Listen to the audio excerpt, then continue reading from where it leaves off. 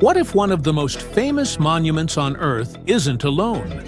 A satellite imaging specialist has just reignited one of archaeology's oldest mysteries by claiming that a second Sphinx may be buried beneath the sands of Egypt. According to researcher Filippo Biondi, radar data collected around the Giza plateau appears to reveal a massive underground structure located near the existing Great Sphinx. The claim is controversial, but it has already triggered a new wave of debate among archaeologists, geophysicists, and ancient Egypt enthusiasts around the world. The reason this story exploded online is because Biondi isn't talking about a small buried chamber or an undiscovered tomb. He believes the scans point to a large structure hidden beneath a mound near the Great Sphinx, possibly connected to underground shafts and passageways that appear surprisingly symmetrical. According to his interpretation of the data, the buried feature may mirror the position of the existing Sphinx on the opposite side of a geometric axis running through parts of the Giza complex. And that is where things get strange. For decades, fringe theories have suggested that the Great Sphinx may once have had a counterpart. Most archaeologists dismissed the idea because there was no physical evidence. But supporters of the theory often pointed to an ancient monument known as the Dream Stele, placed between the paws of the Sphinx more than 3,000 years ago. Some interpretations of its imagery appear to show two Sphinx-like figures rather than one. Most Egyptologists consider that symbolic artwork, but it has fueled speculation for years. Now, modern technology has brought the mystery back. Using advanced radar analysis and satellite imaging techniques, Biondi's team claims to have identified unusual underground formations near the proposed location. According to the researchers, the data suggests vertical shafts, horizontal corridors, and geometric patterns that don't look entirely natural. In some interviews, Biondi has stated that he is roughly 80% confident that a significant buried structure exists in the area. If true, the implications would be enormous. The Great Sphinx is already one of the largest and oldest monumental sculptures ever created. Carved from limestone and stretching approximately 73 meters in length, it has guarded the Giza plateau for around 4,500 years. Finding a second monument of comparable size would instantly become one of the biggest archaeological discoveries of the century. But there is a major problem. At the moment, there is no confirmed evidence that a second Sphinx actually exists. No excavation has uncovered a buried statue. No peer-reviewed archaeological study has verified the claim. And several experts have publicly challenged the interpretation of the radar data. Some geophysicists argue that radar methods have limitations, especially when researchers attempt to infer large structures deep underground. Others point out that the Giza plateau has been studied extensively for decades without revealing anything resembling a second Sphinx. This isn't the first time unusual underground features have been reported at Giza. In recent years, researchers have used various scanning technologies to identify hidden voids, chambers, and anomalies beneath parts of the pyramid complex. Some discoveries turned out to be genuine architectural features. Others remained unexplained. A separate study even detected unusual underground anomalies near the pyramids that researchers believe could be connected to previously unknown structures.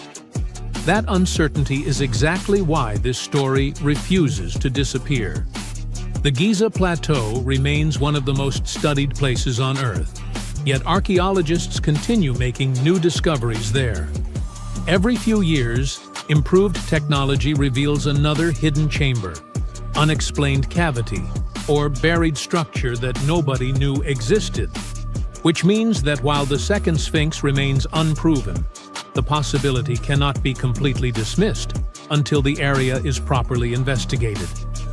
For now, scientists agree on only one thing. Something unusual may be hidden beneath the sands of Giza.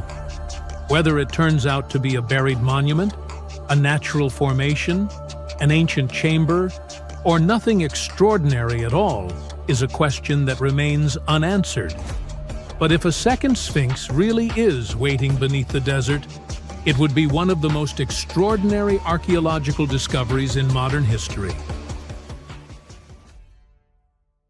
There are countless doors all over the world that haven't been opened for decades, and even centuries. The question is why? It seems that nowadays you can open any door you want. The truth is that some doors were sealed for a grave reason.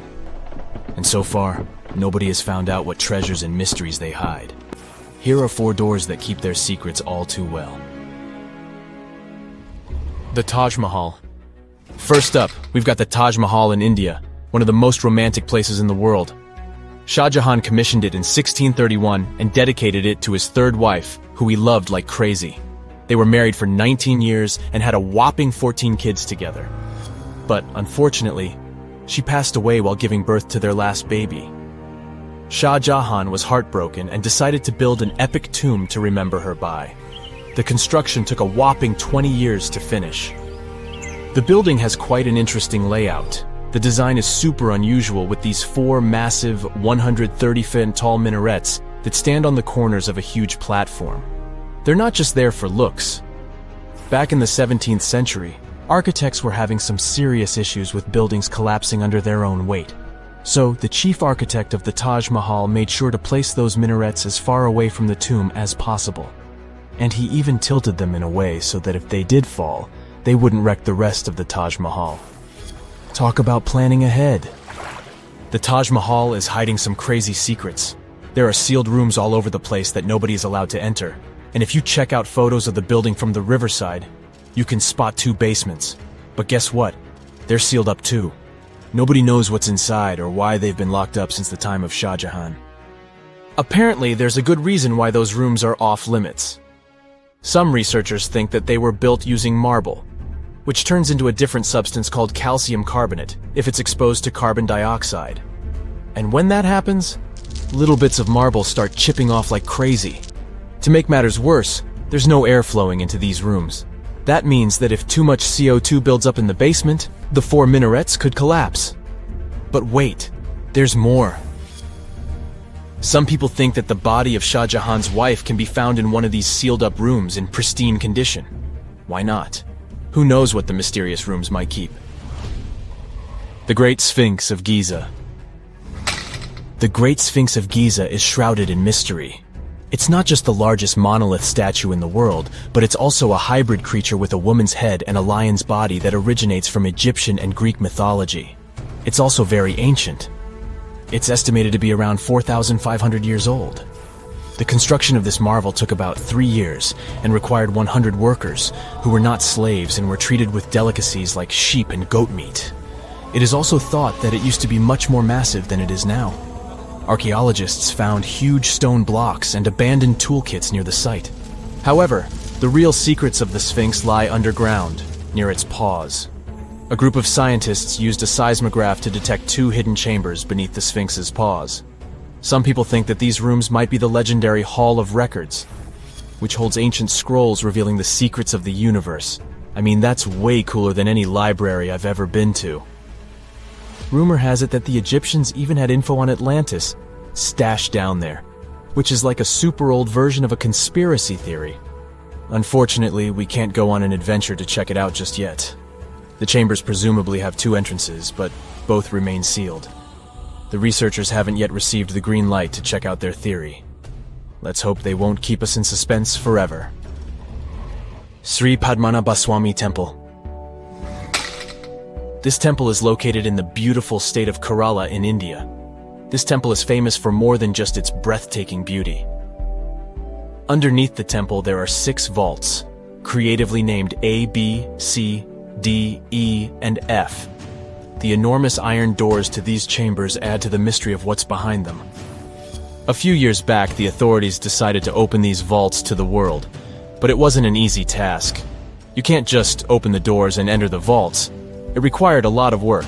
It took them a while, but finally, in 2011, they opened 5 of the 6 chambers. And guess what they found? Tons of treasure. Bags of gold, precious gemstones, and priceless diamond jewelry. The estimated worth of everything found in the vaults is a whopping $1 trillion. It's like the temple was the real-life inspiration for Aladdin's Cave of Wonders. But wait, I said 5 of the 6. What happened to the last one? Vault B has remained closed, but not for lack of trying. They simply didn't manage to open it. There is even a belief that it's fatally cursed. Legend says that only a saint or sage can break the curse by chanting a specific mantra. But no one has been able to do this yet, presumably because we don't have saints or sages at our disposal. There is also rumor that in the 30s some temple invaders tried to enter Vault B to do some good old looting. But they never reached their target.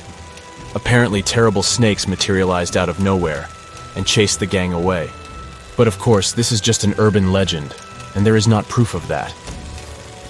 However, it is said that the Auditor General dealing with the temple claimed that Vault B had been opened at least 7 times since 1990, and nothing bad happened to anyone who entered.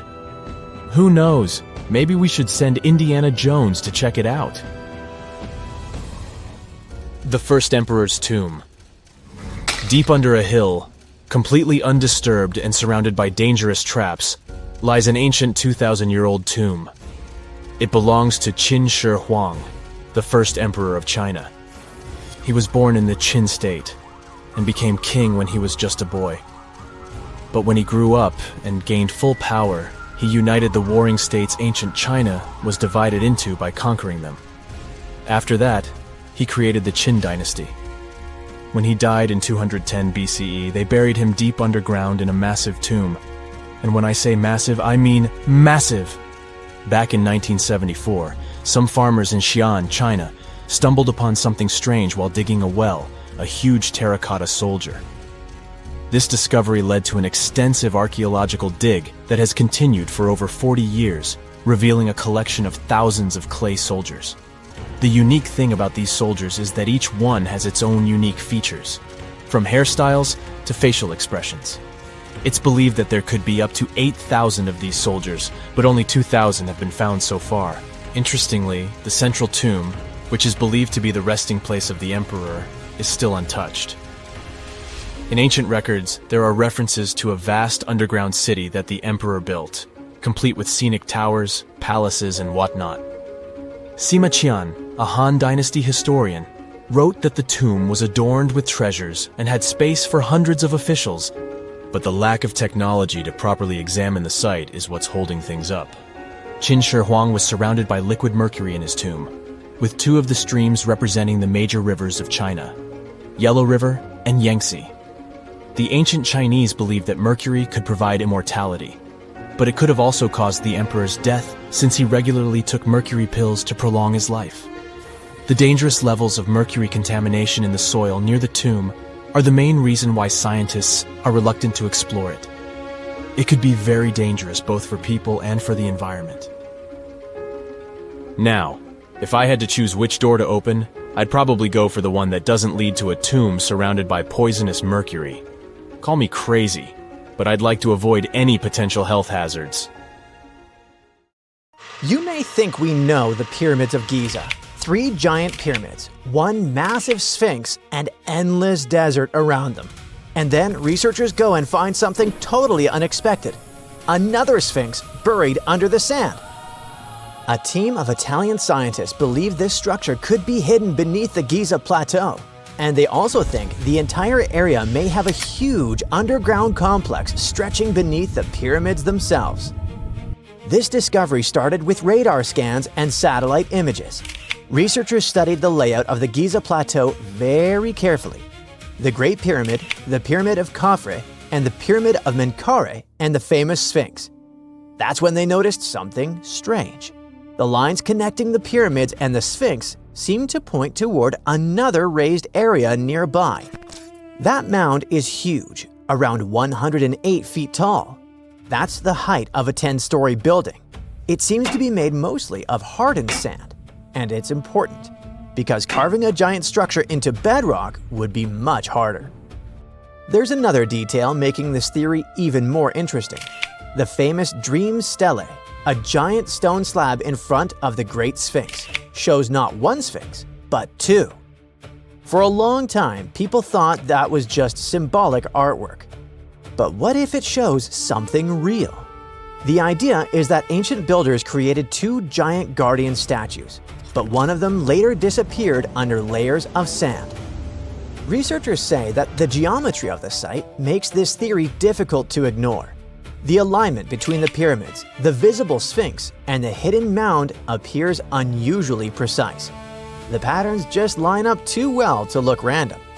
Even if there's no second Sphinx, it could point to hidden chambers, tunnels, or even an underground citadel. Right now, though, this is still a theory. No one has excavated the site yet, and many archaeologists remain skeptical. But the scans, the shapes underground, and the strange alignment patterns make people consider this idea seriously. Besides, the story gets even stranger. Ancient carvings near the Great Sphinx describe a bizarre moment from the life of Prince Thutmose IV. According to the inscriptions, the young prince fell asleep in the shadow of the Sphinx while it was still buried in sand.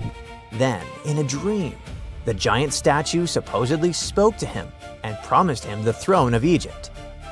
But only if he cleared the sand away and uncovered it. That story was carved into stone thousands of years ago. Could it contain clues we've missed for centuries? To get more data, the team scanned the ground beneath the Great Sphinx, the nearby pyramids, and the area that connects the Sphinx to the Pyramid of Khafre, the second largest pyramid at Giza. And according to the scans, strange structures may exist deep underground. Vertical shafts, long horizontal tunnels, and branching passageways. Researchers think that some of these formations connect into a massive underground network stretching below the pyramids and the Sphinx. The coolest thing is that the underground patterns seem to be symmetrical. The hidden structures beneath the area mirror each other almost perfectly. That symmetry is one of the main reasons the researchers think this isn't some random geology. The theory itself didn't appear out of nowhere either. More than 10 years ago, Egyptologist Bassam el-Shamma also suggested that once a second Sphinx could have existed. He based this idea on ancient Egyptian records and myths describing lightning striking the Sphinx. He thought that those stories could actually refer to a real monument that no longer existed. It could vanish because of time, weather, or even ancient beliefs. Most Egyptologists don't accept this idea, and only a small group of people support it. After all, no excavations have confirmed the existence of a hidden Sphinx or underground city. But the radar scans, the underground patterns and ancient carvings, and the strange symmetry beneath Giza might mean that we still have no idea what's really buried under the pyramids. At this point, researchers are still waiting for permission from Egyptian authorities to study the mysterious mound more closely. At least we know much more about the Great Sphinx of Giza, one of the oldest and most mysterious monuments on Earth. The statue is gigantic. From its front paws to its tail, it's about 240 feet long, almost the length of a football field. It rises around 66 feet, about as tall as a 6-story building, and at its widest point, the body reaches over 60 feet across. To construct it, ancient builders didn't move giant blocks into place like they did with the pyramids. They actually cut the Sphinx straight out of the rock beneath the desert's surface. Over the centuries, wind, sand, and humidity slowly damaged the monument. Large parts of the Sphinx had to be repaired again and again. Workers added layers of limestone blocks around the base to stop the structure from crumbling. And then there's the missing nose, probably the most famous mystery. A lot of people believe Napoleon's soldiers blasted it off with cannons during the French campaign in Egypt, but that story isn't true. Drawings from before Napoleon even arrived already show the Sphinx without its nose. Interestingly, researchers who studied the face found marks suggesting someone deliberately broke the nose off with the help of such tools as rods or chisels. But nobody knows exactly who did it or why. Now, most people call the statue the Sphinx, but technically, that's not even correct. The creature from Greek mythology had the body of a lion, the head of a woman, and wings. But the one in Egypt looks different. It has a lion's body, a human head, and no wings at all. so technically it belongs to a totally different category. Even its name changed over time. Ancient Egyptians didn't originally call it the Great Sphinx. Thousands of years ago, people linked it to powerful deities connected to the sun and the horizon. Later civilizations gave it completely different names, so the monument kept changing identities with time. Nobody truly knows who built it. A lot of experts believe Pharaoh Khafre ordered its construction around 2500 BCE because his pyramid and temples are nearby. Plus, the face of the Sphinx looks similar to the statues of him. But there's a problem. No inscription directly says he built it, so other researchers think someone else created it. Plus, archaeologists have found something else that makes the story even stranger. Near the Sphinx, they've uncovered abandoned tools, stone blocks, and even unfinished meals left behind by workers. It looked like people suddenly stopped working and walked away in a hurry. The workers themselves weren't starving slaves like many people imagine. Excavations showed they ate high-quality meat, beef, sheep, and goat. That kind of food was expensive in ancient Egypt, so the workers were likely skilled laborers with an important status. The Sphinx also looked completely different back then. Today, it has this faded sandy color, but thousands of years ago, it may have been covered in bright paint. Researchers found traces of red on its face and hints of blue and yellow on its headdress. Sadly, even restoration works may cause damage. During repairs in the early 20th century, parts of the Sphinx's headdress broke off. Later restoration attempts used materials that actually harmed the soft limestone underneath. At one point, a huge chunk crashed off the statue's shoulder. The Sphinx also once had a beard. And today, pieces of that beard are kept in museums in London and Cairo. But even here, researchers argue. Some experts believe the beard belonged to the original statue. Others think people added it centuries later during restoration projects. Despite its terrifying appearance, the Egyptian version of the Sphinx was actually seen as a protector. The evil, dangerous version most people know comes mainly from Greek mythology. Ancient Egyptians viewed their Sphinx very differently. To them, it represented power, protection, and divine authority. It turns out the Great Pyramid of Giza might be way older than we think, like over 20,000 years old. That's older than farming or written language. But then, who built such astonishing monuments? Were those even human? Italian researcher Alberto Donini based his idea on something called the relative erosion method. In short, you look at how stone wears down over time and say, yeah, this kind of damage would take way longer than a few thousand years. But before we dive deeper, here's a quick refresher on the pyramids themselves.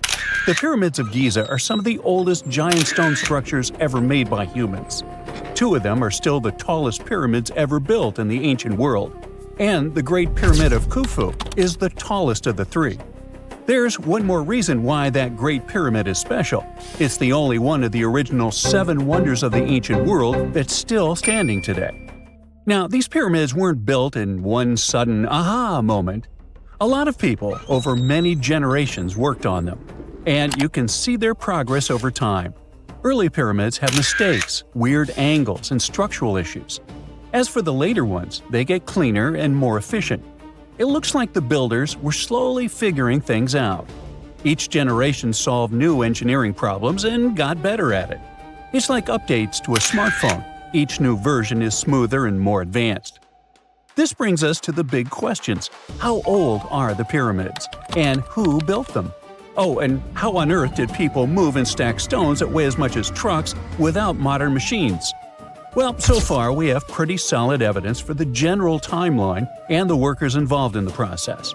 But the exact construction methods are still debated. And that's why claims like this 20,000-year-old pyramid idea get so popular. Most historians stick with the traditional dating, around 4,500 years old. Now, let's get back to the relative erosion method. Wind, rain, heat, cold, they all slowly eat away at rock. And the longer a stone sits outside, the more damage it collects, like how an old sidewalk looks way rougher than a brand new one. And the Great Pyramid wasn't always rough and blocky.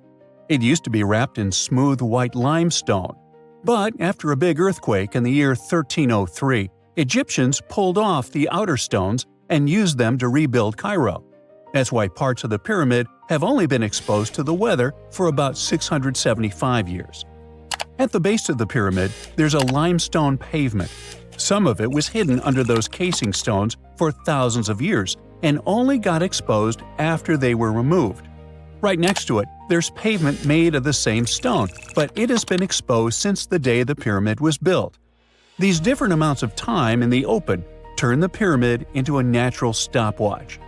Basically, Donini looked at two parts of the same stone, asking a simple question. If this much damage happened in 675 years, how long would it take to make that much damage? To get the answer, he didn't examine just one spot. He checked 12 different places around the pyramid, because stone doesn't wear down evenly everywhere. Some areas get more wind, others are exposed to more sun, and some may have tiny cracks that speed things up. Because of that, the numbers he got were very different. Some spots made the pyramid seem pretty young. Other spots made it seem crazy old. So instead of picking one number, he averaged them all together. And when he did that, the average came out to around 25,000 years old.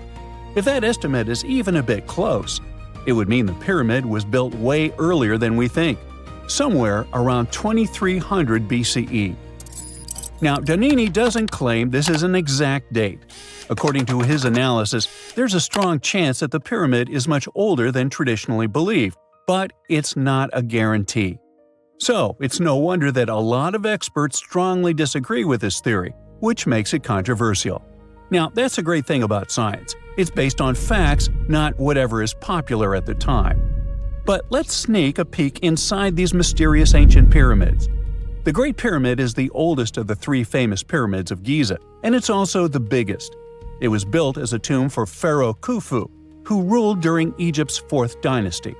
If you've ever heard the name Cheops, that's just the Greek version of Khufu's name. Basically, same guy, like Robert versus Bob. Right next to the Great Pyramid, there are two more large pyramids. Those weren't some random projects, they were built for Khufu's family. All three were constructed during Egypt's Old Kingdom, spread out over 3 generations of rulers. We really can't pin down the exact dates because we don't have enough evidence. Historians have to piece the whole story together with the help of ancient records, inscriptions, and radiocarbon dating, like assembling a timeline from half-burned notes and faded receipts. One big mystery is whether each pharaoh lived long enough to see their pyramid finished. These projects were massive and took years, even decades. It's very possible that some pyramids were completed by the next ruler after the original pharaoh passed away. The Great Pyramid itself was likely built around 100 years after an earlier one, which was a step pyramid.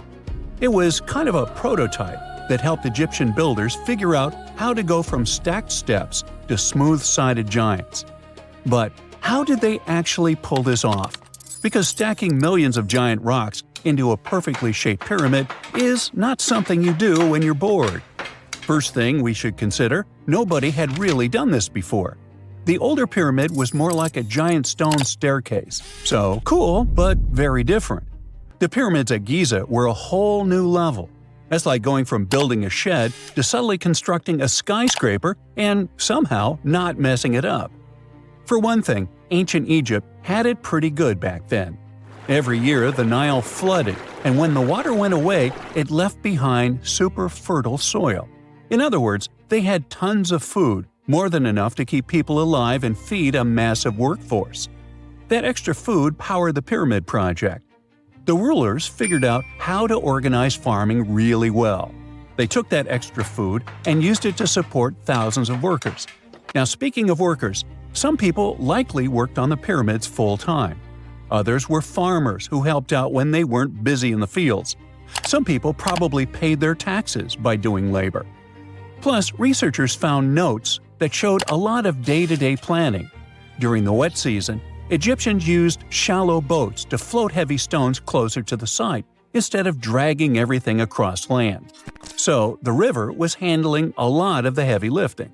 The real headache was getting those massive stones up. You just can't lift a multi-ton rock over your head and hope for the best. The defeat would be crushing. The builders had to use ramps. But if you build one long straight ramp from the ground all the way to the top of the pyramid, that ramp would be so huge it'd be like another pyramid. Like, congrats, you built the wrong pyramid first. So because of that, people came up with other ideas. Maybe the ramp wrapped around the outside, spiraling up like a parking garage. Or maybe the ramp was hidden inside the pyramid, which sounds cool and mysterious, but there's not great proof for it yet. What helped a lot was a discovery of an old stone quarry called Hatnub from the same time period. Archaeologists found a super steep ramp system that everyone used to think was impossible. It had holes for wooden posts on the sides, and workers probably used ropes and sleds to drag huge stone blocks uphill. Just imagine a group of people hauling a sled while looping ropes around posts for extra leverage. It's like ancient gym bros doing leg day non-stop. If the pyramid builders used something like that, it means the ramps didn't need to be massive. They could be way shorter and steeper. In any case, the mystery of the pyramids is far from solved. Maybe one day, someone will discover the rest of the tale. For over 3,000 years, no one knew this place even existed. And then, out of nowhere, archaeologists digging near Alexandria uncovered something absolutely shocking: a forgotten Egyptian city. This place is buried under Greek ruins, hiding secrets that could rewrite the history of pharaohs and their armies. And one of the artifacts, which looks like a simple wine jug, changed everything. We thought that we already placed all the important parts on the map of ancient Egypt: pyramids, Thebes, Luxor, Alexandria. But nope, the map just got an update. The new city was a big deal, and it's about 3,400 years old. It's just been discovered at the site called Kom el Nugus. This place is located west of Alexandria and tucked between the Mediterranean and a saltwater lake called Lake Mariut. This discovery raised a few eyebrows. Scientists thought that this place used to be empty and that it was only settled by the Greeks in about 332 BCE. But it turns out that people lived in Kom el Nugus way before that. When archaeologists were digging through Greek ruins, they started noticing something unexpected: mud brick walls. Yep, you know, the pyramid type. That's the kind Egyptians built during the New Kingdom.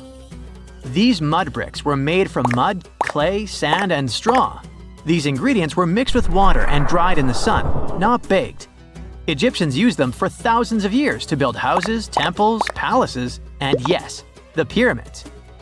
Of course, other civilizations did use mud brick too, but Egyptian mud brick is kinda quirky. They used straw that grew in their regions, layout styles, and mortar. That's what helped the experts realize that Egyptians used to hang out in Kom el Nugus. That alone raised eyebrows, and then they found more. An entire street layout, buried structures, and even a temple built by Ramses the Great himself. His name speaks for itself. This guy was one of the most famous pharaohs in all of Egyptian history. He ruled ancient Egypt for 60 years, fought huge battles, and just loved building tons of stuff like that temple.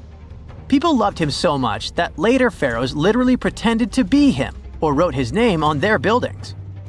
That's when archaeologists realized that they weren't looking at some dusty mud bricks of a tiny village. That's an entire buried city. They immediately started digging more. Turns out the whole place wasn't random. It was built with great care. The streets had drains to stop rainwater from damaging the soft mud-brick walls. There were also small tomb chapels with writings about soldiers. This suggests this place might have been the military base, and that changes a lot. In ancient Egypt, when the military showed up, there must have been a reason. So what was it? Protection? Conquest? Control of something important? In the case of this city, it was probably about wine, water, and trade on the edge of the desert. What's even crazier is that we still don't know just how big it was. The team has only uncovered part of it so far. There could be fortifications, warehouses, administrative buildings, or even more religious or royal structures waiting underground. We also don't know what this town was called in ancient times. That name is still buried, but it might be uncovered someday, maybe inside a wall, maybe on a scroll, maybe on another broken jug. One of those already turned out to be a mind-blower. A chunk of a ceramic jar, called an amphora, had a royal seal pressed into it, and that seal bore the name Meritaton. Princess Meritaton wasn't just anyone. She was the eldest daughter of Queen Nefertiti and the older sister of King Tutankhamun. Yes, that's right. Both Nefertiti and King Tut were involved here. All that was about a century before Ramses the Great built one of his temples here. Looks like the city was founded back in the days of another pharaoh, the pharaoh Akhenaten, husband of Queen Nefertiti, father of Princess Meritaton, and future king Tutankhamun. That guy, Akhenaten, was a bit of a wild card. He was the type who really gets weird about one of his interests. He tried to completely change Egypt's religion, forcing everyone to worship the sun disk called Aten instead of the usual deities. He basically told all Egypt that all their mythology was wrong, and from now on, there will be no more Osiris, no more Thoth or Set. Just raw sunlight only, people. That's known in history as the Amarna period. And he went all in, changed his name, built an entirely new capital city called Amarna in the middle of the desert, redesigned temples, rewrote hymns, and even banned traditional religious imagery. Even the art got wild at the time. People started getting elongated heads, belly rolls, and all that humanity and vulnerability carved into stone. It was deliberately weird. He wanted to show the family not as perfect gods, but as human vessels of divine light. Everyone had to awkwardly smile and play along because he was the pharaoh after all. The wackiest part is that after his rule, his son, Tutankhamun, reversed all the sun disk-related stuff. He literally changed his name from Tutankhaten, which means living image of the Aten, the sun disk, to Tutankhamun, which means living image of Amun, one of the great older deities. King Tut brought back the old deities, reopened the temples, and erased as much of Akhenaten's legacy as possible. Looks like his family didn't really like the sun cult after all. Meanwhile, this discovered wine jug shows that the city was probably active, thriving with life during Akhenaten's times. That's huge. Up until now, there was no clear evidence that his radical ideas and projects extended all the way to the north. The jug also shows that vineyards and wine production reached all the way to the north in ancient Egypt. Wine really was a huge deal, worthy of placing a military base here. Princess Meritaton most likely used this jug. Just like with her brother, she was born into the sun and named after it. Her name, also spelled Meritaten, meant beloved of the Aten. As the eldest daughter of Pharaoh and his queen, born right into the middle of radical religious changes, she was raised to perform the future queen's duties. From her earliest years, she walked in temples alongside her mother Nefertiti, shaking the sistrum in solemn rituals. She was there when Akhenaten established his capital city, Amarna. He clearly loved his family. Meritaton's face was etched into its stone walls more than anyone else. In every temple, in every sacred scene, her figure appears, revered. Things get foggy in history after her father passed away. The throne wobbled. King Tut was very young, only 9 years old when he had to take new duties. Meritaton seemed to have been a brief step between her father and her younger brother. She married someone called Smenkhkare. History isn't even sure who that mysterious man was. Could have been a puppet, a phantom king in a crumbling dynasty. May have even been her brother. Whatever the truth was, these two took power and ruled together for a while. Meritaton got the title of the Great Royal Wife, a title of immense power. But Smenkhkare was a very short-lived ruler. He passed away just in about a year. There are some speculations among historians that Meritaton was the actual ruler, the informal female pharaoh, because her brother was too young. Some theories say that she raised Tutankhamun and became a sort of queen regent, mentoring the child who would be used to restore the old order. But all this is unconfirmed. It's very hard for historians to find information about that time because the Amarna period was later condemned. The successors wanted to wipe away Akhenaten's heresy and everything attached to it. This included Merenptah. So even if she ruled, even if she mothered Tut, they tried to bury her in the sands of history. In any case, perhaps this new uncovered city will tell us more about the mysteries of the Amarna period, one of the most chaotic periods of ancient Egypt. If there's a question that still baffles archaeologists to this day, it's this one. How did the ancient Egyptians build those magnificent pyramids? As far as we know today, their resources were quite limited, especially in terms of tools and building materials. We still don't have a fully satisfying answer, but hey, we've got some pretty amazing theories worth considering. The leading contender among these theories involves the clever Egyptians employing a sneaky strategy. Now picture this. They constructed a slanted and curving mound made of bricks, earth, and sand encircling the pyramid to be. As the pyramid grew taller and taller, they simply increased the height and length of this wacky structure. It's like they were playing an ancient game of Jenga. Now, how did they get those massive stone blocks up there? Well, according to the legendary ancient Greek historian Herodotus, they used sleds, rollers, and levers. It sounds like they turned construction into a supersized game of tug-of-war. And guess what?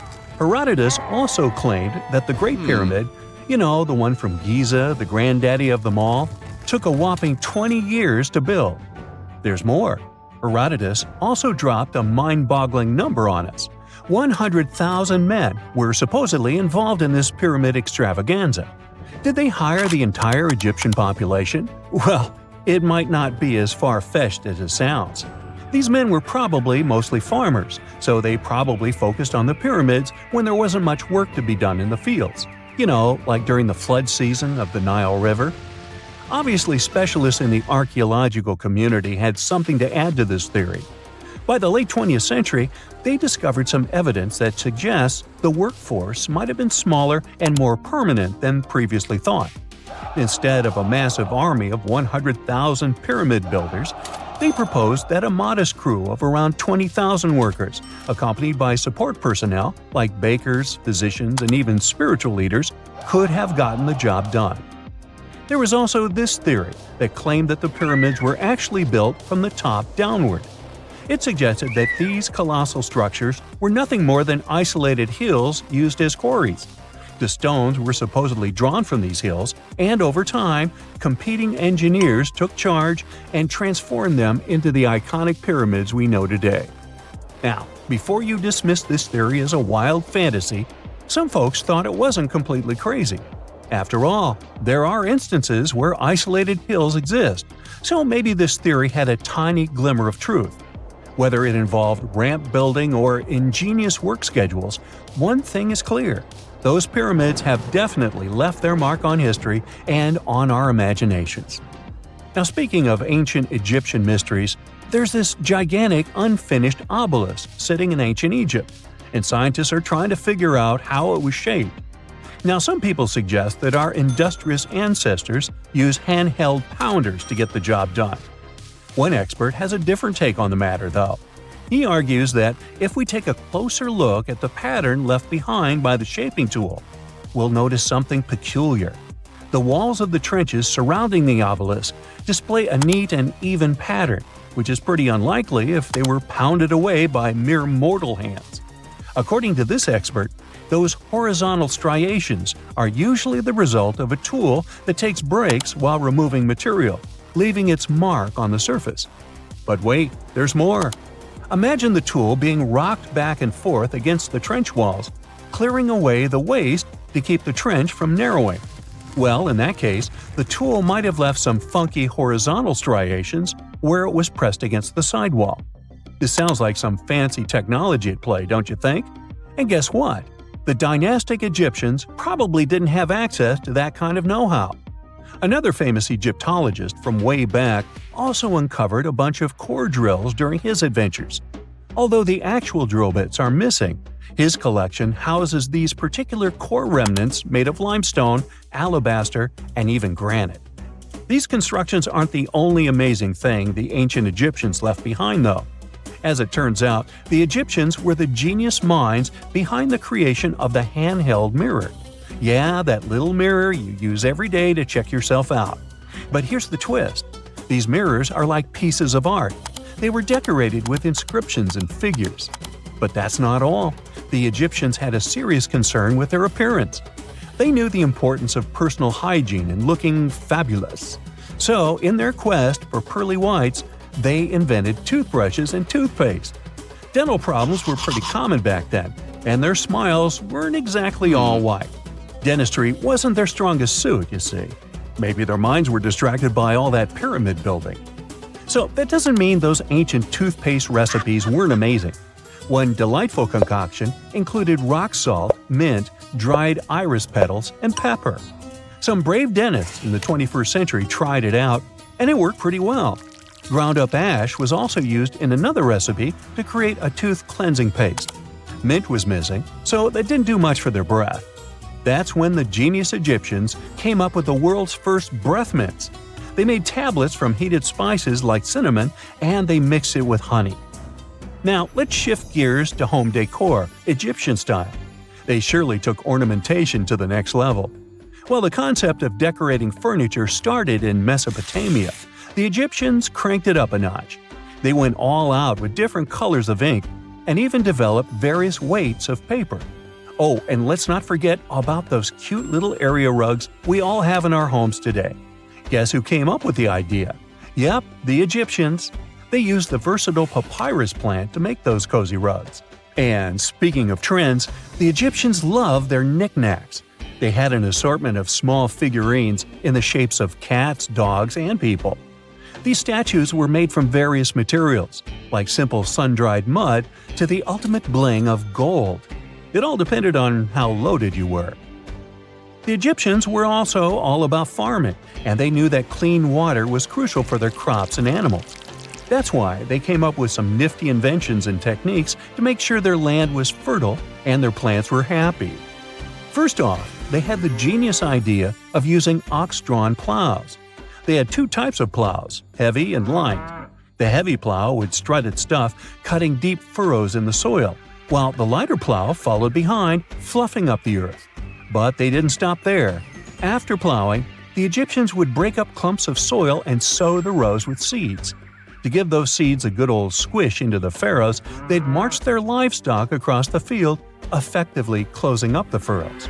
But hey, all that hard work would be pointless if their seeds were as dry as the Sahara. That's where irrigation comes into play. The Egyptians were so good at it that other cultures, like the Greeks and Romans, couldn't help but copy their techniques. Now let's switch gears and talk about the marvelous architecture of ancient Egypt. These folks weren't just skilled farmers, they were also architectural maestros. They built these fancy canals to carry water to farms and villages, and boy, did they know how to make those canals look pretty. Just imagine strolling along a canal lined with ornate structures. The pharaoh Ramesses the Great was quite the overachiever when it came to construction. One of his mind-blowing creations was the construction located at Abu Simbel. This building was designed so that twice a year, the sun would shine directly into it and illuminate the statues of Ramesses. And let's not forget about the corbelled arch. Without this architectural gem, we'd be missing out on some mind-boggling structures like the Great Pyramid. The Egyptians knew how to make things stand tall and proud, thanks to their engineering and construction wizardry. They built grand halls and inner sanctums that make your jaw drop. And some of these temples doubled as astronomical observatories. Secant, cosine, tangent, sine, 3.14159. Yeah, that was the cheer we heard coming from the trigonometry club back in the day. For the rest of us in math class, terms such as sine, tangent, and pi were just bewildering. Who invented these and why? Was their only purpose to make it harder for students? Well, not quite. Trigonometry was invented by the ancient Egyptians. They needed this knowledge to construct pyramids, and they did a pretty good job too. The Great Pyramid in Giza still stands today, some 4,500 years after it was built. No recalls either.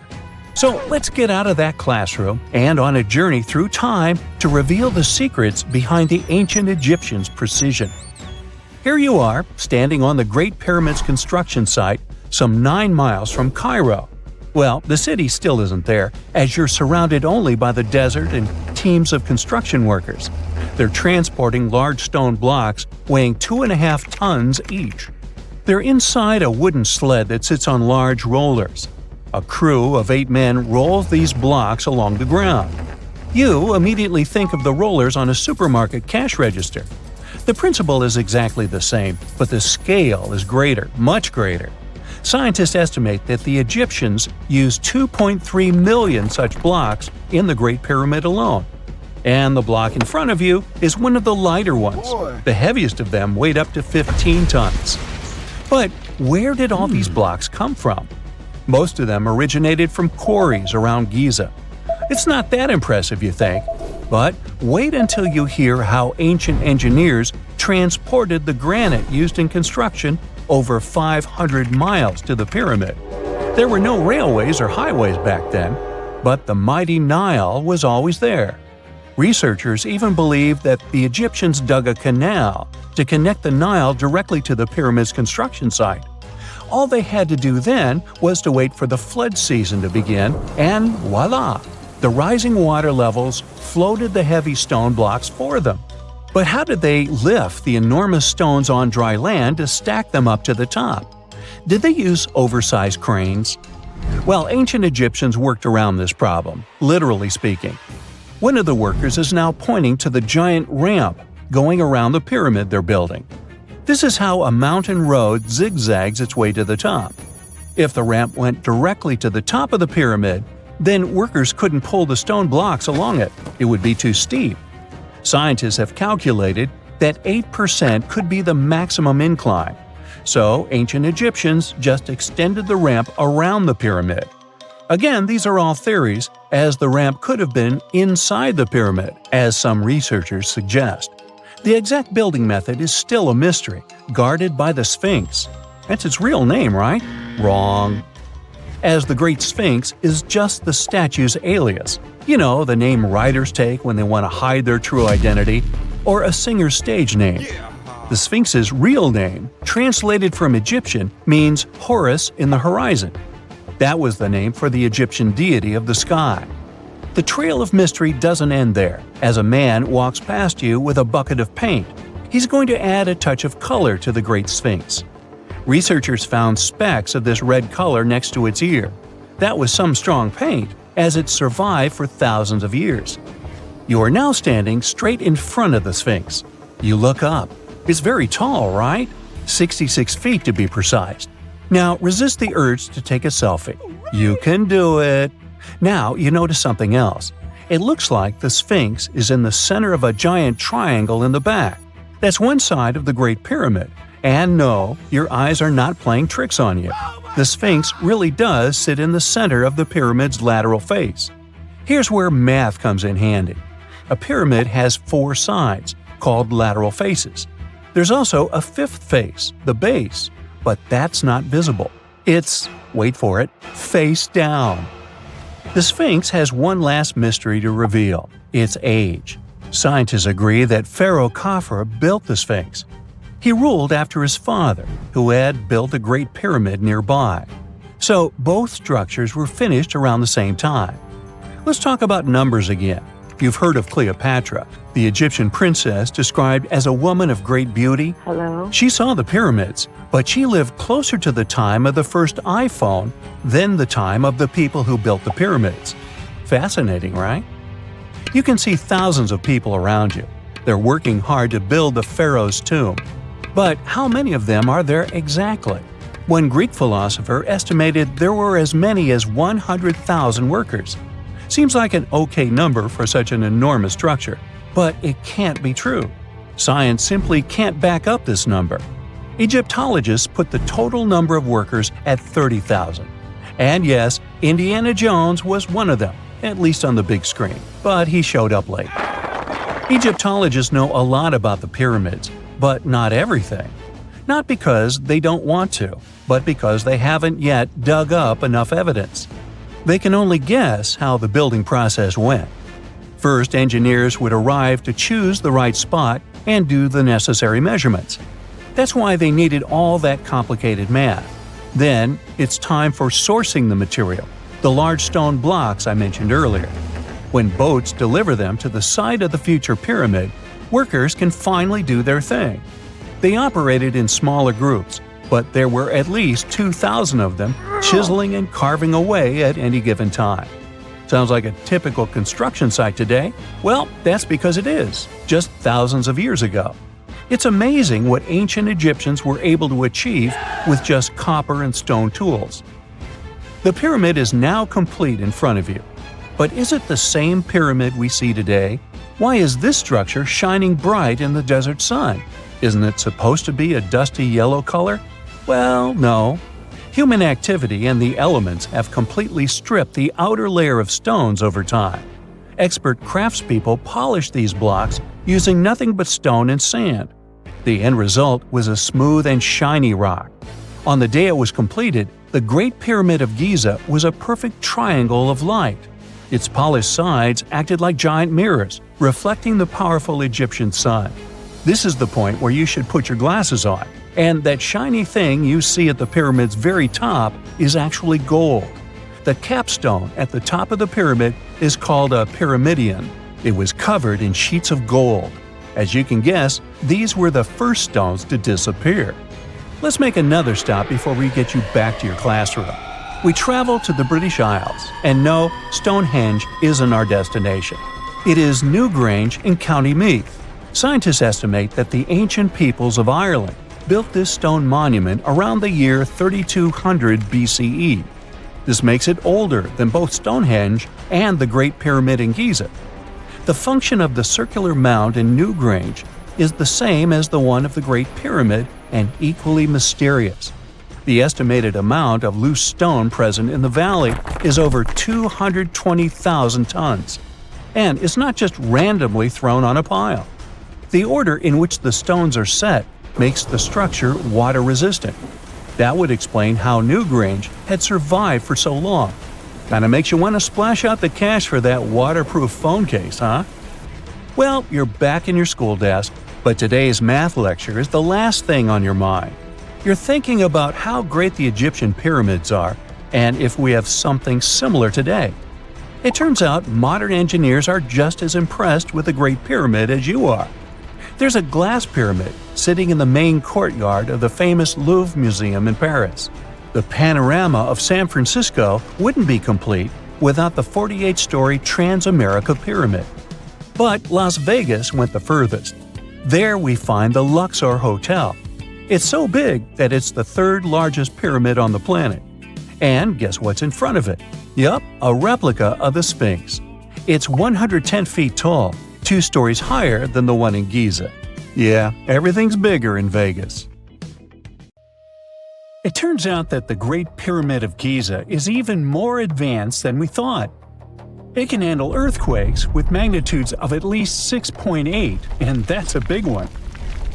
During powerful quakes, while nearby buildings were collapsing to the ground in ruins, the pyramid just absorbed the shaking and stayed standing. Was there a secret mechanism that helped it? More than 4,500 years ago, ancient Egyptians built one of the heaviest structures in human history, the Great Pyramid of Giza.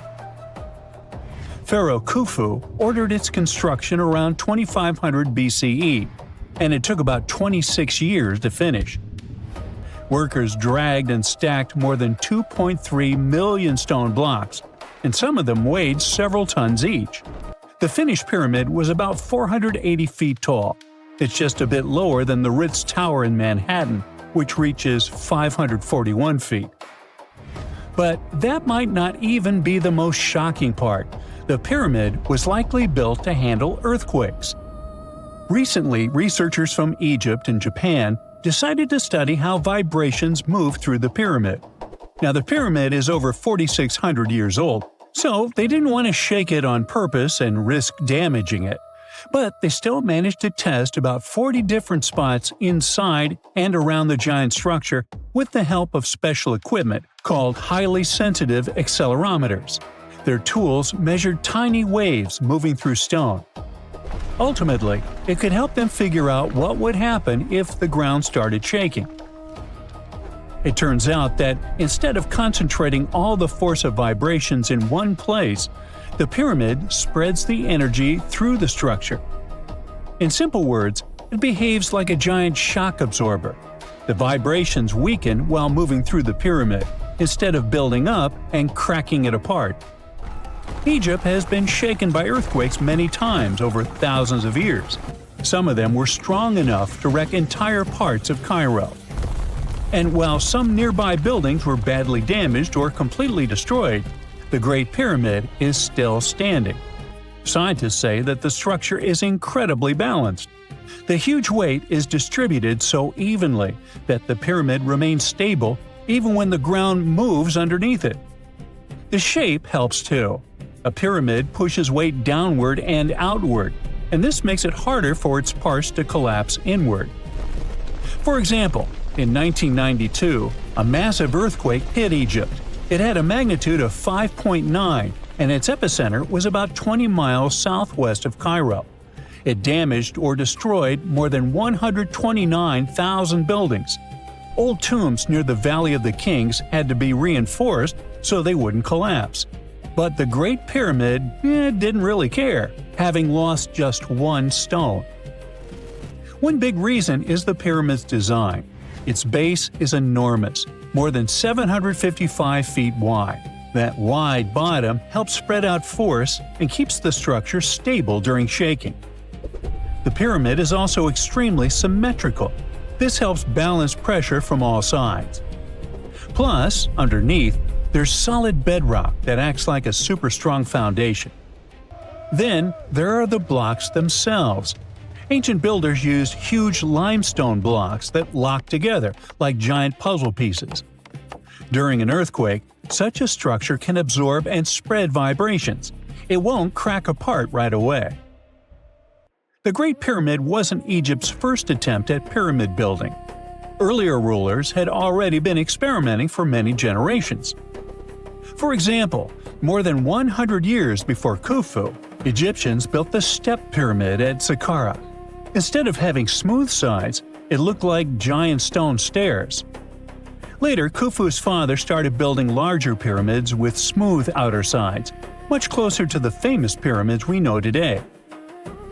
Over time, Egyptian builders kept learning what worked and what failed.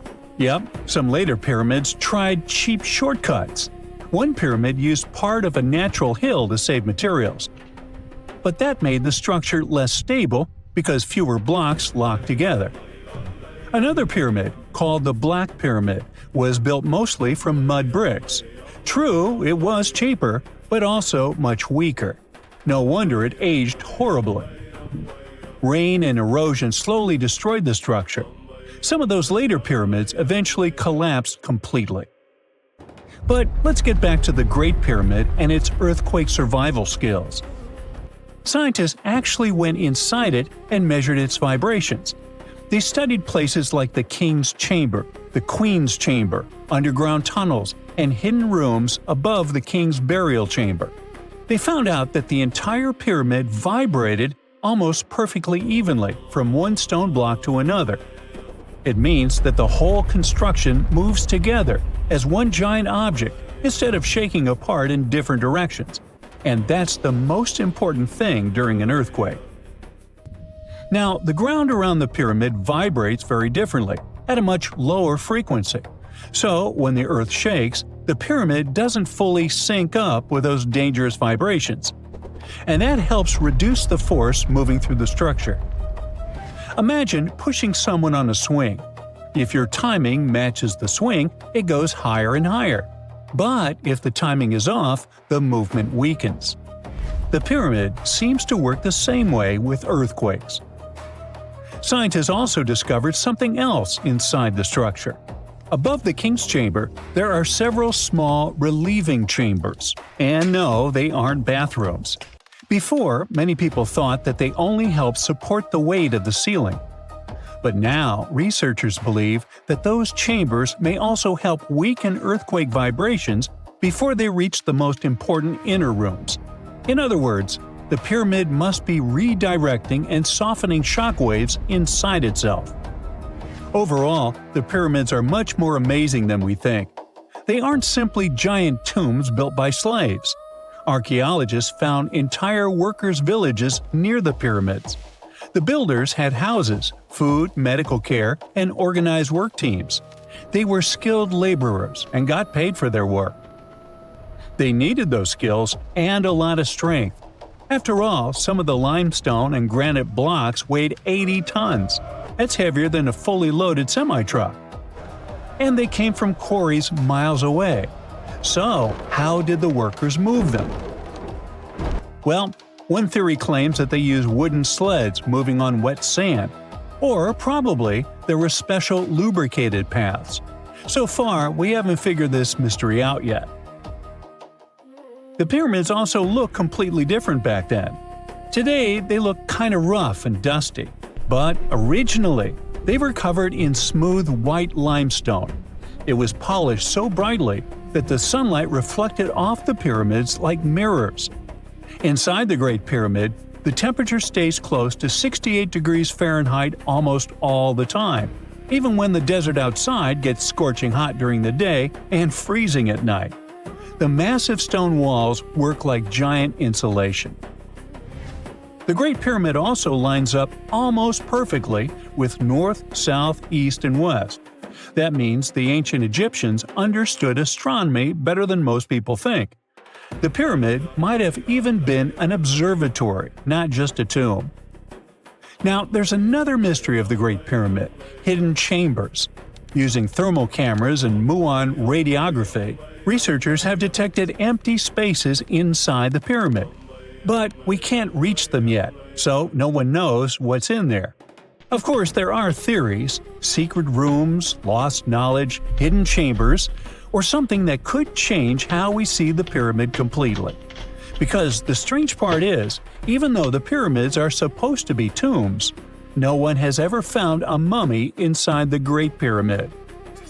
The whole complex is huge. Giza isn't just 3 pyramids.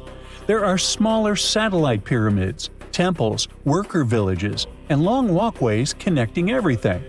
The whole area shows how much planning went into these structures and how important they were to the ancient Egyptians. And the math involved is cool too. The Great Pyramid's base covers about 13 acres, and if you take the perimeter of the pyramid and divide it by the height, you'll get roughly 3.1416. That's pi. The ancient Egyptians managed to do it without modern tools, and scientists still don't understand how. Then, there's the alignment with the stars. Some researchers have proposed that the 3 main pyramids at Giza line up with the 3 stars in Orion's belt. If it's true, that might not be an accident. The ancient Egyptians believed that their pharaoh's souls would rise to the sky through that constellation. Scientists have discovered a never-before-seen pyramid immersed in the sands of Judea. After a little digging, they discovered that it held treasures that had been untouched for over 2 millennia and historical secrets that we can only now access. At the Zohar Fortress site, 2,600 feet above the Dead Sea, archaeologists were searching for manuscripts that would provide new information about the history of the site. The excavation was originally part of a long-standing campaign launched by the authorities. Its goal was to protect the sites from looting and unauthorized excavations. What they didn't expect was to find a pyramid-shaped structure built on top of a hill, made of hand-cut stones, each weighing hundreds of pounds. At first, the experts thought it was just a tomb, but they soon noticed the shape of the original walls and understood that the mound was a construction. They immediately realized that someone had dug into the top of the structure, probably looters who had spotted something valuable there. Luckily, most of the structure was still buried in sand, so the most valuable finds were hidden from sight. In the first week of excavation, volunteers found fragments of papyrus, bronze vases, and even ancient furniture, which were exceptionally well preserved. The desert climate had been a great ally in preserving those artifacts over the millennia. With little humidity in the air, mold cannot form. So, organic materials such as wood and fibers are protected from cracking and deformation. Hypotheses suggested that the pyramid had been built during the First Temple period. However, new discoveries have shown that it's more recent, from the Hellenistic period. Considering this and the fact that the structure dates back 2,200 years, it's believed that it probably appeared shortly after the death of Alexander the Great, the famous ancient Greek king of Macedonia. At that time, his generals divided the former Seleucid Empire. Ptolemy took control of Egypt and the surrounding regions, including the Dead Sea area, while Seleucus took control of the north, which is now part of the Middle East. It's still not known for sure whether the pyramid was built under the rule of the Ptolemaics or the Seleucids. Both Ptolemaic coins and coins from the Seleucid kingdom have been found at the site. Even so, many scholars believe it was built when the region was under Ptolemaic control. Evidence also suggests that the building, despite its longevity, collapsed at some point. But that's not why it was abandoned by the ancient Egyptians, which begs the question of what purpose it was built for. Some believe it was used as a tomb due to its picturesque location on top of a hill. Others believed it may have served as a historical monument. However, one of the strongest theories is that the pyramid was a guard tower, protecting an important trade route along which salt and bitumen resources from the Dead Sea were transported to coastal ports. They also believe it may have been used by Ptolemaic officials to collect taxes from travelers.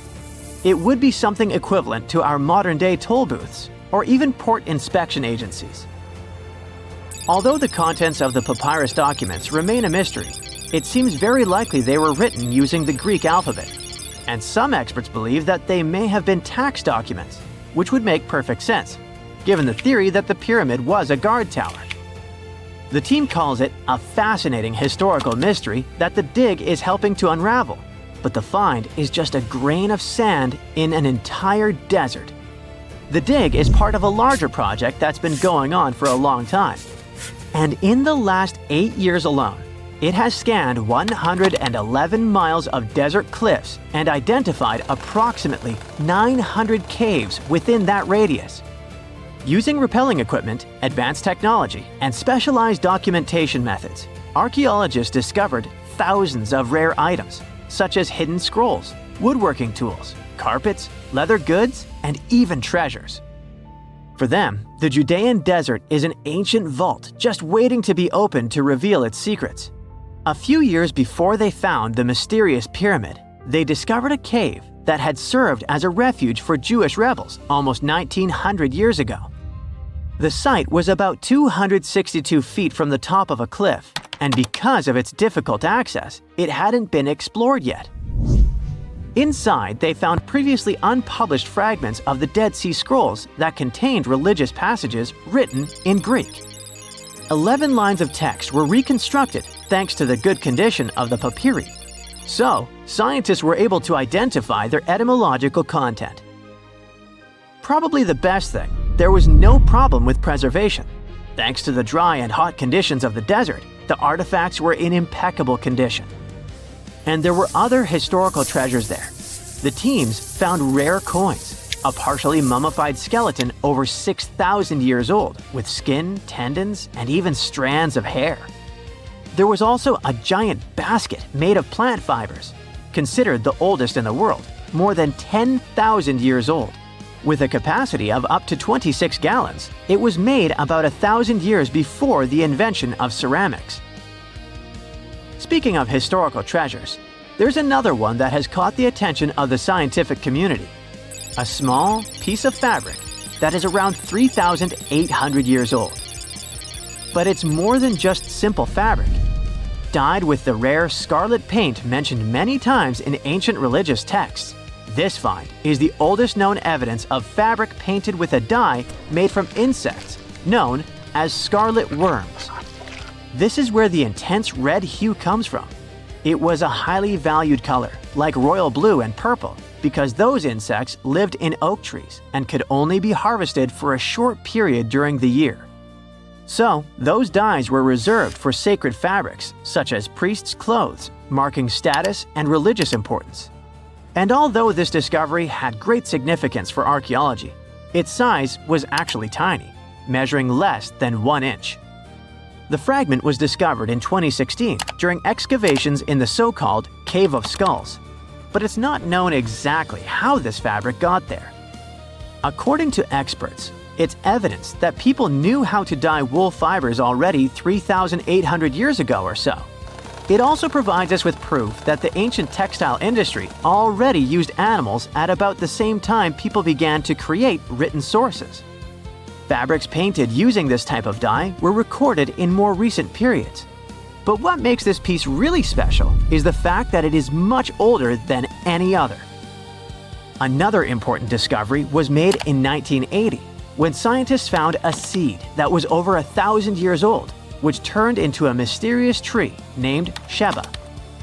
They spent 14 years cultivating this plant, which is now about 10 feet tall, only to discover later that it could belong to an extinct lineage of trees that had grown in the region.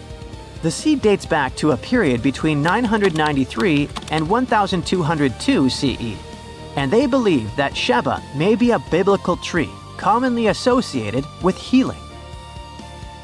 Although it's not been possible to identify the exact species, since the tree hasn't flowered, we know that it belongs to the genus Commiphora, which is related to famous African plants, such as the myrrh tree. But time has revealed something even more special. Its leaves and resins are rich in compounds that have medicinal, antioxidant, and even skin-soothing properties. This means that the tree may represent a forgotten lineage whose resin had medicinal value and was mentioned in ancient texts. This brings to light how ancient people dealt with botanical medicine.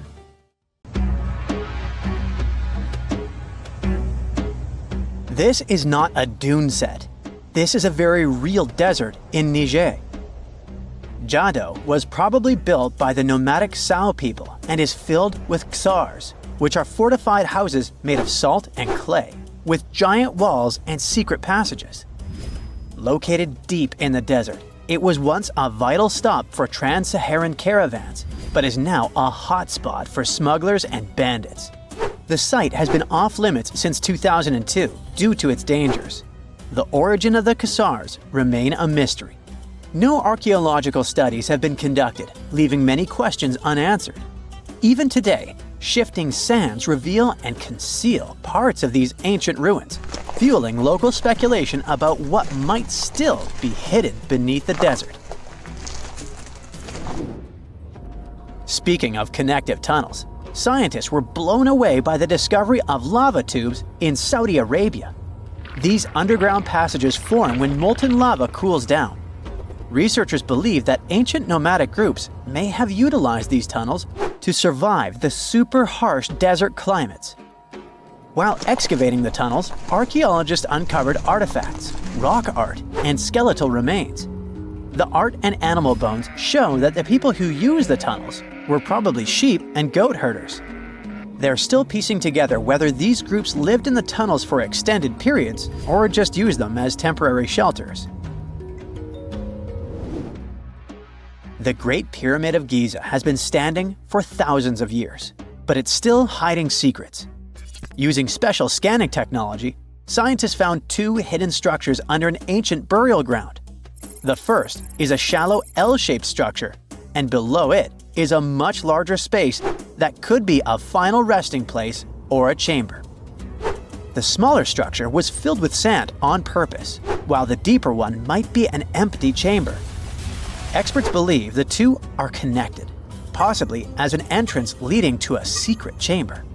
This is big news because it might give us some more insight into who built the pyramids and why.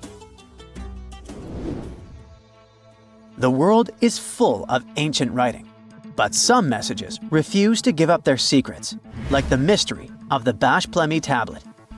This unusual stone, pulled from a lake in Georgia, is covered in symbols no one can read. Even with modern technology, experts are completely stumped.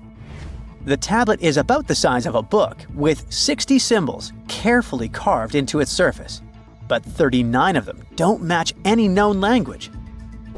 Some resemble scripts from ancient civilizations in the Middle East, India, and Egypt, but none are an exact match. To make things even trickier, part of the tablet is broken off, meaning a piece of the puzzle is missing forever. To rule out a hoax, scientists studied the tablet closely. They confirmed it's made of vesicular basalt, an extremely tough local rock. Whoever carved these symbols must have been really skilled. Based on similar archaeological finds, experts believe the tablet could date back thousands of years, possibly to the late Bronze or early Iron Age. Some symbols repeat, which could mean they're numbers. Maybe it's an inventory list, a record of battles, or even an offering to the deities. Until someone cracks the code, the Bashplemi tablet remains an unsolved mystery from the depths of history. Experts are still stumped with what this Minoan disc might mean. The Phaistos disc is one of the most mysterious finds from the Minoan civilization. This 6-inch clay object, discovered in 1908, has strange spiral markings that no one has fully decoded yet. The disc has 241 symbols on both sides, showing everything from people and animals to tools and plants. Experts have come up with many theories about what the symbols mean. Some think it's an early form of Greek. Others suggest it's a prayer or a hymn. And some even believe it could be a letter from a king in Anatolia to a Greek ruler. Let's see who will be the first to figure this out. It's always a fun day at an archaeologist's office when they find something as big as a 2,000-year-old marble head. A French archaeologist mission went digging inside an old medieval house near Alexandria in Egypt and found a statue's head depicting an old, possibly ill man. This statue dates from the last Egyptian dynasty before it became part of the Roman Empire, and the site where it was found is associated with the likes of Cleopatra and Mark Antony. For archaeologists, even the smallest finds at this site means a lot. You've heard of Lucy, right? The Australopithecus that was an early ancestor for us humans. Well, scientists found some of her species' footprints somewhere in Tanzania. The so-called Laetoli footprints are over 3 million years old.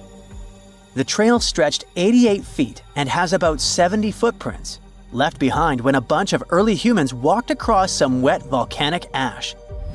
What's cool is that these early humans were already walking on 2 feet, like us, not all hunched over like apes.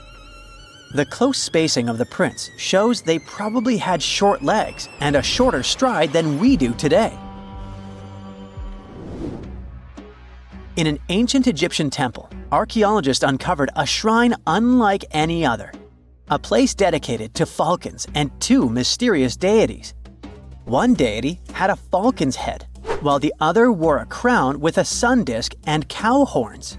But the most baffling discovery was an inscription that read, "It is improper to boil a head in here." At the heart of the shrine, there are 15 headless falcons carefully arranged on a pedestal, likely as offerings to the falcon-headed deity. One theory suggests the birds were boiled first, perhaps to pluck their feathers, before being placed in the shrine, following the strange rule carved into stone. Archaeologists also found a 13-inch iron harpoon nearby. Its true purpose remains unknown, although the shrine also held remains of fish, mammals, and bird eggs, suggesting that the rituals may have included feasting. And speaking of ancient Egypt, meet Hathor. Scientists named her after the ancient Egyptian deity of motherhood, music, and singing.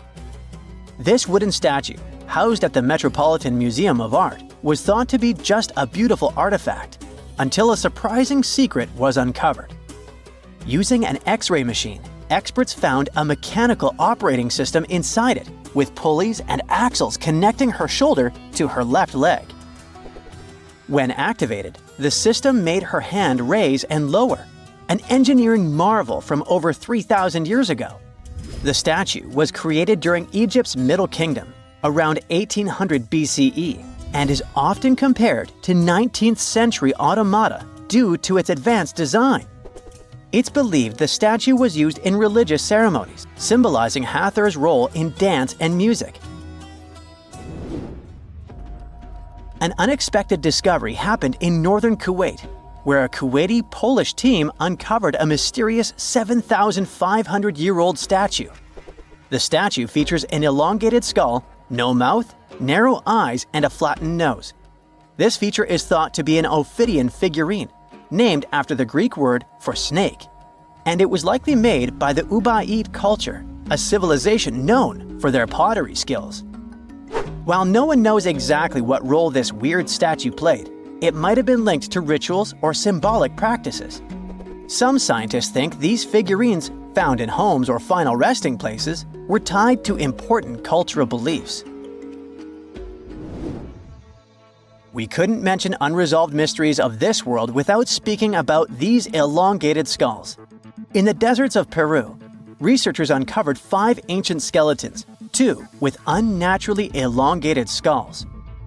While head shaping was common in many cultures, these skulls defy explanation. Local legends tell tales of the so-called gentiles, a mysterious race banished underground by the powerful deities. Some say this is what the skulls represent. Others think this is some type of genetic anomaly, which was confirmed after finding an infant skull, too large to be artificially shaped.